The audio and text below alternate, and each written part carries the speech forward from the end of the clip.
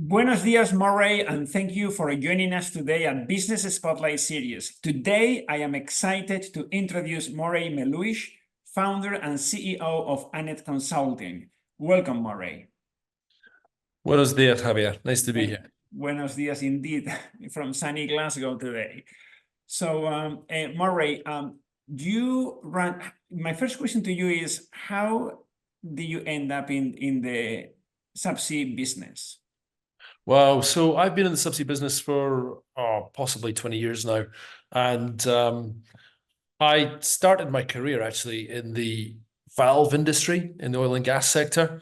We moved that service business into the defense industry and won some really significant contracts, which resulted in massive growth there.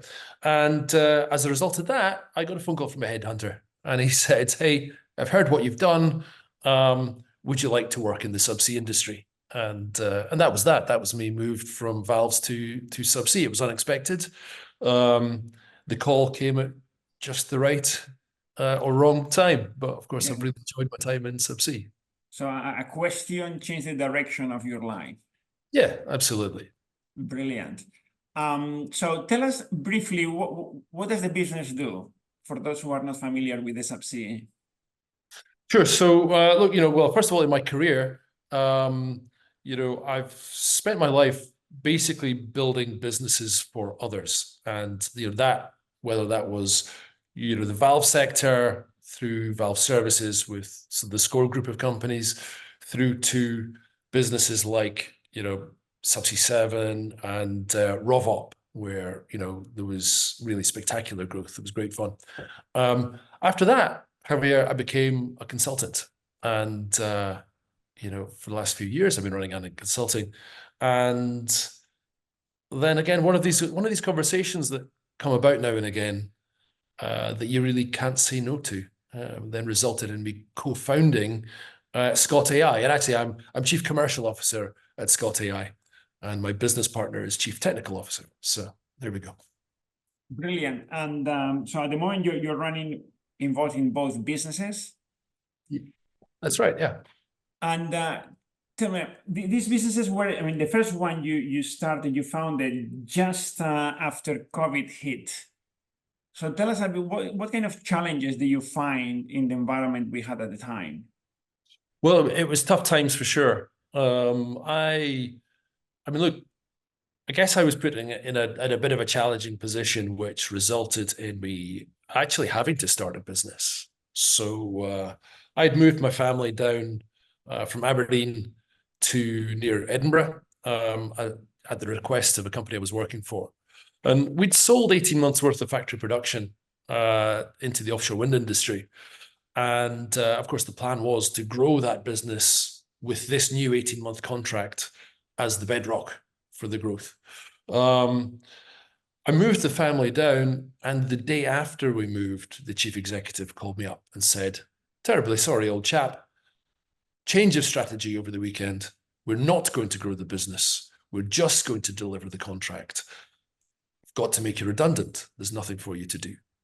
And that was it. So literally, I had sold my house, moved the family, and a few other challenges in there as well. And literally, I just, partly through the power of LinkedIn, I put on LinkedIn that I was a consultant, and I got a phone call from one amazing guy at an engineering house in Aberdeen. He called me and said, "I've just heard on the grapevine what happened to you. So what I've done is I've told your old competitor to give you a job." And the old competitor phoned me up and he said, "Hey, I don't have a job to give you, but would you like some consultancy?" So there we go. LinkedIn, I am a consultant. There we are. And then 4 of the directors and chief execs of the businesses I'd reported to in the past all got in touch, and they said, "Oh, can we have some of your time as well?" And I guess I went from one of those periods of real depths of, deep concern to, wow, I now have a consultancy, and that's great. And of course, I had to go and then, take on a load of other consultants to help deliver the work that we'd won. And that, of course, was Annet Consulting. Brilliant. That's a wonderful story. And how you go from being in a dark place, really. I mean, you've just got a new big house and moved the family, and then you end up with no job. So what on earth do you do? So yeah. Yeah, actually, the house was part of the problem, of course, because we'd bought a money pit. And because of the condition of it, we weren't legally allowed to live in it.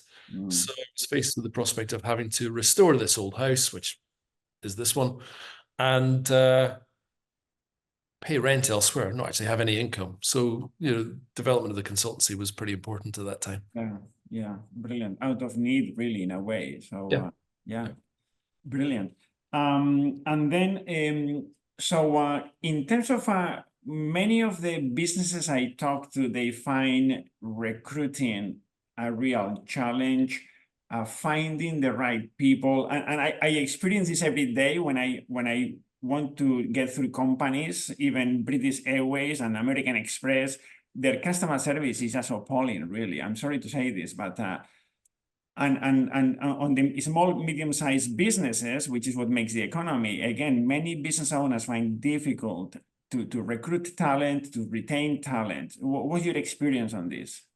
So do you know what? I mean, in the consultancy, maybe it's different because I've been in the subsea and offshore wind and oil and gas sectors for many years now, and I don't know an awful lot of good people. So to build the consultancy, whenever there was an opportunity came up, I always knew who I wanted to help deliver that. And of course, I've got a team of brilliant consultants to do that. And throughout my career, actually, Javier, there's been some amazing conversations that I've had that just immediately trigger change. And one of those came about when I was approached. And I am getting back to your question.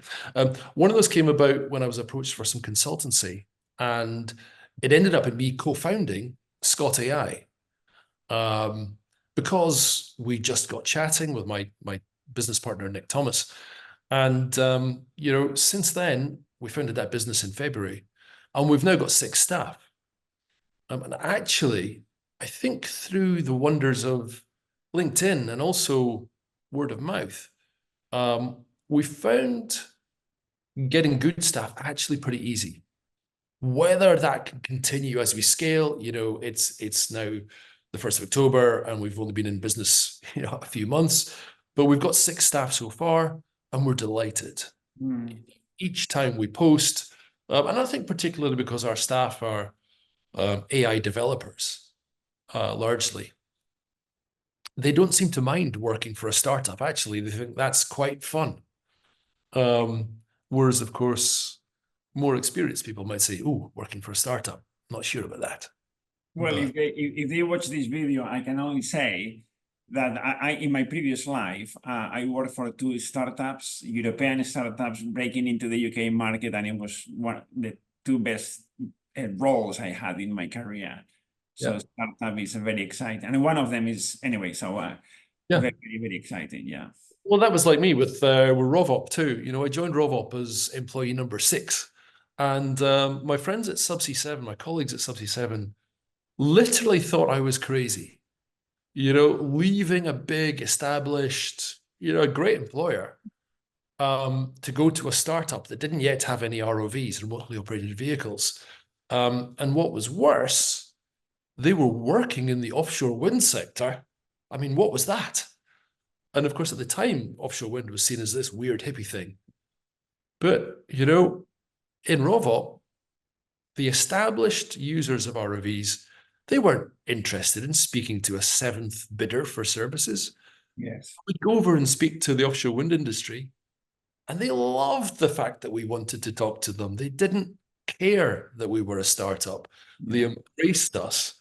And, we got that up to, I don't know, maybe 250 staff within no time at all. It was exciting.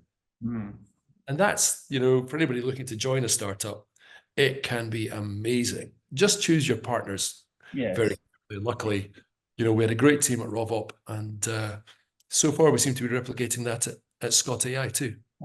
And I say that people who have a bit of an entrepreneurial flair, you have to be a bit mad, okay? And that's a good thing. It's a good thing, in my head anyway. Brilliant. Okay. So you had it's called AI as a way to scale your business. It's a more scalable business. What are your aspirations for, let's say, the next 5 years with the businesses? Wow. Well, look, let's see. A year ago, I didn't expect to have an artificial intelligence company delivering online and offline AI. I didn't even think offline AI was possible. I think the potential for growth there is incredible. When you see what we're able to achieve, it's just unbelievable. I mean, you can bring in engineering drawings and ask it a question. An electrical drawing, you can speak to it in Spanish if you like, any language, it doesn't matter, and say to it, hey, if I want to remove this component, what do I need to isolate? And it will tell you. If you take a photograph of an old piece of equipment and ask it to write a condition assessment, it will tell you. So this is applicable to, I mean, so far, as I say, defense, mining, aquaculture, subsea, education, various, the opportunities are absolutely enormous. The applicability is enormous. We've got some big competitors, of course. Most of our big competitors are £100 billion companies plus, but that just makes it fun. Yeah, definitely. Yeah. What's if you had to start business again, you've been involved in a number of businesses. You had a very varied life. Looking back, what if you had to start a business again? What would you do differently, knowing what you know today? I think, Javier, I would have started earlier. I was always interested in business. In fact, I did law and Spanish at university, and then a master's in entrepreneurship afterwards. And then, of course, I went on and started companies within SCORE initially, and then, of course, helped other businesses grow. But in the end, it took a real push from life, for me to be found in an unexpected circumstance, for me to actually start my own business. And looking back, I had so many brilliant business opportunities that I had created and even planned, but I just didn't make the first move. And I think that's my big regret. Yes. Yeah. Not having taken action on those business ideas earlier and made the start. Yeah. But look, maybe I hadn't met the right partners. And I do think that starting a business with a great team to inspire each other is really important. And I think for me, that's been, certainly with Scott AI particularly, that's been an incredibly positive thing. Yeah. No, that's the who you meet is a big one. By the way, I'm just finishing reading a book called Who Not How. It's a very interesting book, and it says, when we have dreams and ideas, we start thinking about the how I'm gonna do it, and that blocks you. But we should be thinking, who, do I need to launch this idea to Yes. get it done, and so on. And you just mentioned, is who you meet, is that connection, that chemistry, and that which can take off ideas that otherwise wouldn't take on your own. And I think I've always seen myself as, being open to ideas and putting yourself in the path of opportunity. And you never know where these conversations are going to go. Yes. When my business partner, Scotty I, approached me for consultancy, I really didn't like the idea that he approached me with, that he wanted me to consult on. And I told him that. And of course, I could have just closed the door and ended the conversation. But instead, actually, I'd had a problem changing the light bulbs in my car, and I was complaining about the quality of the manuals that Volkswagen provide. Yes. And what I said to him was, why can't I speak to my phone and say, hey, Volkswagen, how do I change the light bulb? And why doesn't it just tell me? And he said, oh, let's do that. So we did. Brilliant. Brilliant. What's if you could choose a day in the life of to spend a day in the life of who would you choose? Either a living person or somebody from the past? Somebody. Oh, wow. There's an idea. I have no idea. Who would this be? A day in the life. Somebody with an incredibly varied career up to a lot of very interesting things. You've really put me on the spot here, Javier. Some people talk about the Elon Musks and Richard Branson and other people. I even heard, I mean, one of the businessmen I admire most was the founder of Score, my first employer. But actually, after setting up my first business within Score, I ended up, very much being his right hand. So I ended up, in fact, my office was directly above his and in a little cottage where he kept his office. So I did experience many a day in his life. Who would it be? Yeah, I know, an interesting entrepreneur with Yeah. different mix variety of experiences. Yeah, that's right. Now,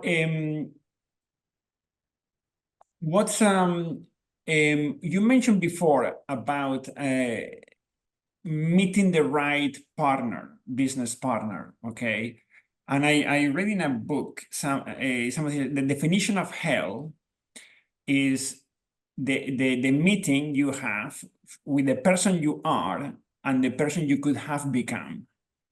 Wow, I like that. And I found it very profound because a lot of people end up their lives with a lot of regret. And I say because you said, I wish I had started earlier. And I think this is a great, profound message for everybody watching this recording, to jump out of your comfort zone. And because I heard many business people say what you just said, and it's so true, just get out there, follow your dreams, your passions, live your life, and so that, you don't have regrets. It's a horrible thing to have a regret, I wish I had when you could have. But look, I think it's difficult because one of the things I think that holds back entrepreneurship is just how comfortable life is when you're in a big company. I mean, I worked at Subsea 7. They were a great employer. All the perks were brilliant. I just found it a bit uncomfortable because I felt like I was having ideas and making suggestions, and I had to filter them through so many layers that they were just never going to be truly heard, let alone acted on. Yes. And whereas when you're in a startup or a small employer, or when you've got the ear of the founder of a business, like I did early in my career, I was very lucky. You can make suggestions, and sure, sometimes you're told you're an idiot, but mostly they respect the fact that you've made the suggestion. Yes. And then you explore it, and it either does or it doesn't turn into something. Yeah. That's good. That's interesting. It's when you say, sometimes they may think you are an idiot, either because you suggest something or because you ask a question, a stupid question. And I heard somebody say, you may look like an idiot for 5 minutes, but you have learned for life. Yeah, that's true. But also, I think real leaders look at that person, that person's peers around them might go, what a bloody stupid question.